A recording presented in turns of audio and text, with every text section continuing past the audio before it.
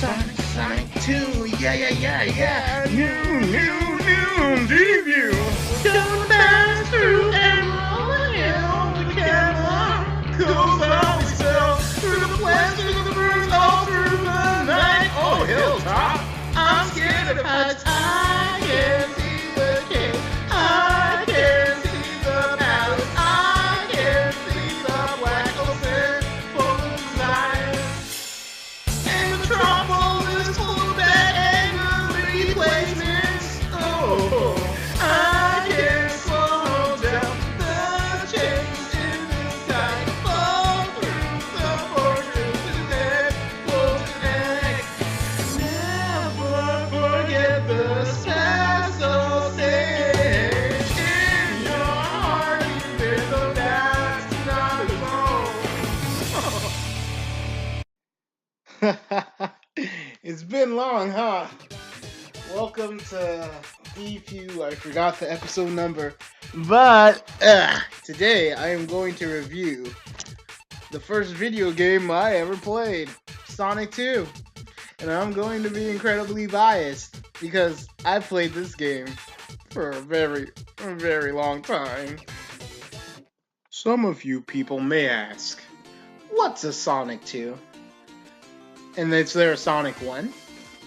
Don't play Sonic 1. Don't play Sonic 1. Green Hill Zone, overrated. Don't Sonic 2 came out in the year 1992, 1 year before I was born. Wow, I'm 25, I'm getting old, I'm dying.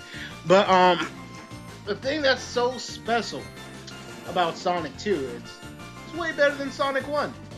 It has this thing I like to call proper sequel syndrome, where, you know, a game actually becomes a sequel and does something better.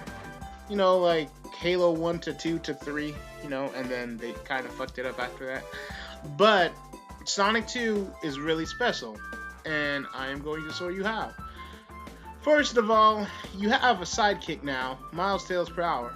You can turn him on or off if you want in the options and stuff. They give you options in this game, you know, something Sonic 1 did not. So, you know, there was a sequel right there.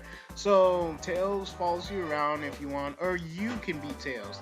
And that's one of the main things that made Sonic 2 very special to me. Instead of it being like Mario, where it's just a palette swap, it's a completely different character that follows you around, or you can even become the character. This and many other things that make Sonic 2 an amazing sequel. Let's get started on the Spin Dash.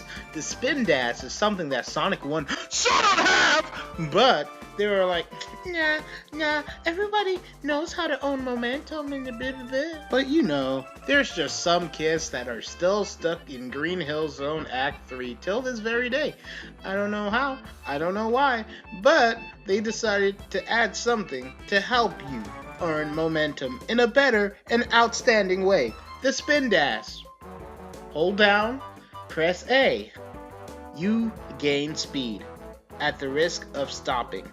Alright, let's get to the zones. You have your Emerald Hill, Chemical Plant, Aquatic Ruin, Casino Night, Hilltop Zone, Mystic Cave, and if you play the mobile game, you can go to Hidden Talent Zone, but let's save that for another time, you know. Oil Ocean, Metropolis, Sky Chase, Wing Fortress, Death Egg Zone. And if you have a mobile game, you can play Egg Gauntlet Zone. But that's not the thing we're talking about. We're just talking about original Sonic 2 on the Sega Genesis. Let me tell you about those zones. Emerald Hill Zone, perfect. It's perfect. Got a middle, got a top section, got a down section. You know, the thing that everyone talks about where it's all like, Sonic, classic Sonic, you had to choose the high top or the low top or the middle zone to get through, and the quickest way was the high zone. But when I was a kid, I was always go to the bottom because there's just so much beautiful things in the bottom part of these stages.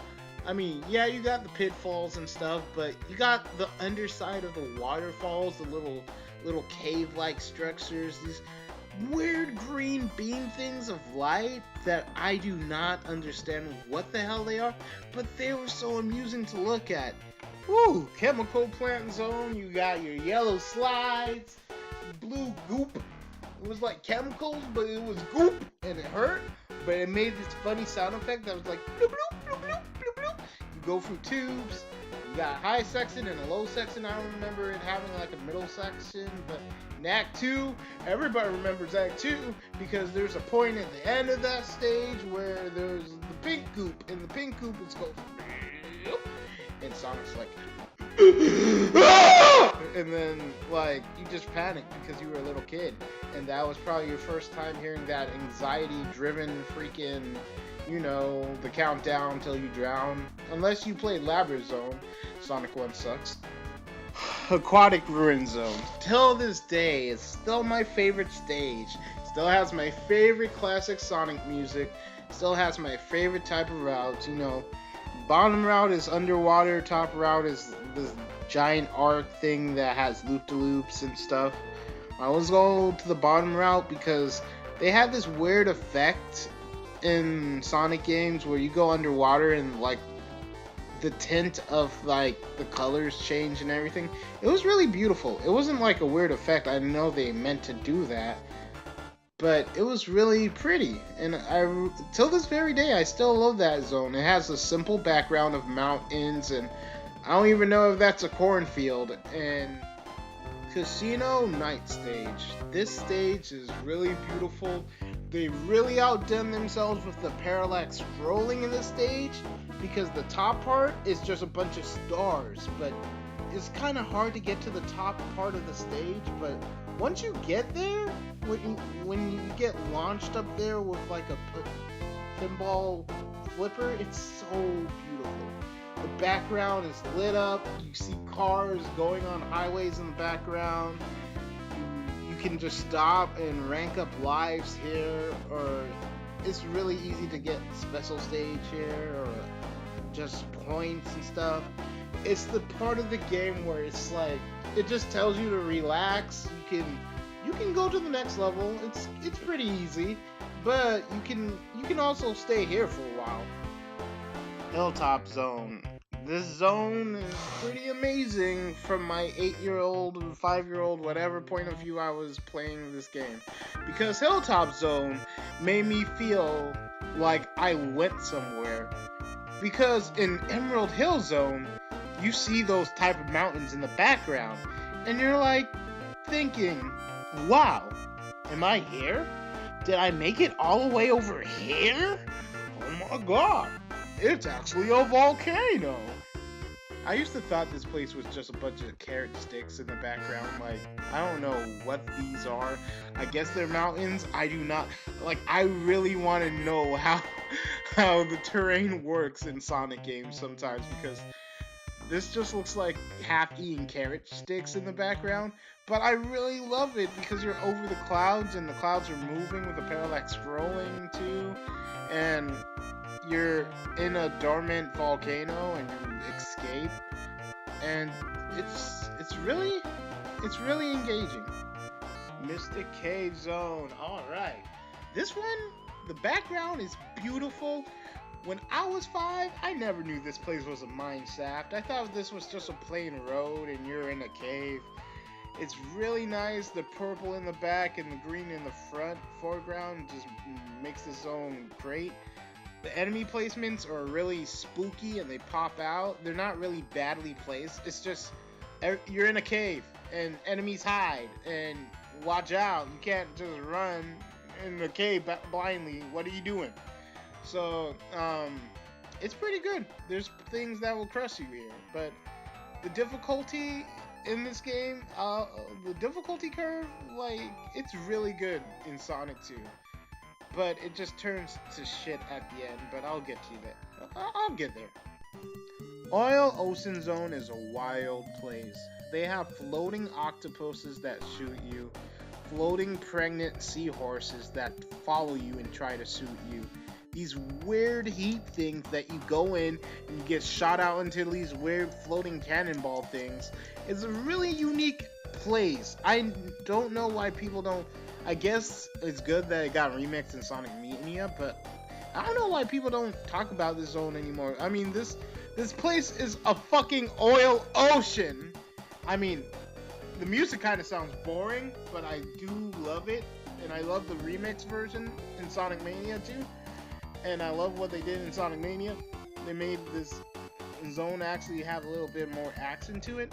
But I do love the background to this place. It's like really bland, but it's supposed to be because, you know, it's just an oil plant. But I don't know, Eggman just fucked everything up and made an oil fucking ocean. Like, holy fuck. Like, how do you do that? Woo! Metropolis Zone. This is where gimmicks can make or break a game for you. They got corkscrews you run up on, but if you run too fast, that corkscrew might squash you if you don't jump off it on time. They have bad enemy placements, but these really good platforming sections where you get a word, like, you know, ring boxes and stuff if you can make it there without getting hit. The music is really grooving. The music gets you to where you want to go. The background is nice. It's like you're in a machine, but it's kind of creepy. But it's a good. It's pretty. Sky Chase Zone. This is literally the calm before the storm. It's a slow level. You can't really possibly die here if you are good at platforming and know how to take your time and don't try to kill yourself with a spin dash, I guess. It's a nice zone. It's slow, side-scrolling, but it has... Whew, that music is really soothing. Like, I'm telling you, Sonic 2's music, like, the way they just put it in the stage are so fitting. It's amazing. Sky Fortress Zone has an amazing introduction. Your plane gets shot down, you jump right to it. Sonic or Tails dies, depends who you're playing, and you invade the fortress. But the fortress is kind of in the, you know, beta stage of things. There's some things are really clunky. I'll get to that in my second section of this video. And there's good enemy placement here. It's just that everything else here is kind of a deadly platforming situation. Okay, Death Egg Zone. Death Egg Zone is weird because I feel like they were gonna make more to this zone, honestly, because they have a music. They have like a music file for this zone. It's like 45 seconds. When I was 5, I went to the sound test and listened to the music all the time. And I would always listen to Death Egg Zone, and I didn't know what it was at first, because when you start Death Egg Zone, you're like 3 paces to the right to a boss fight, and you only hear like 3 seconds of the music. So when I heard the whole song, I didn't even know I was listening to Death Egg Zone in the first place.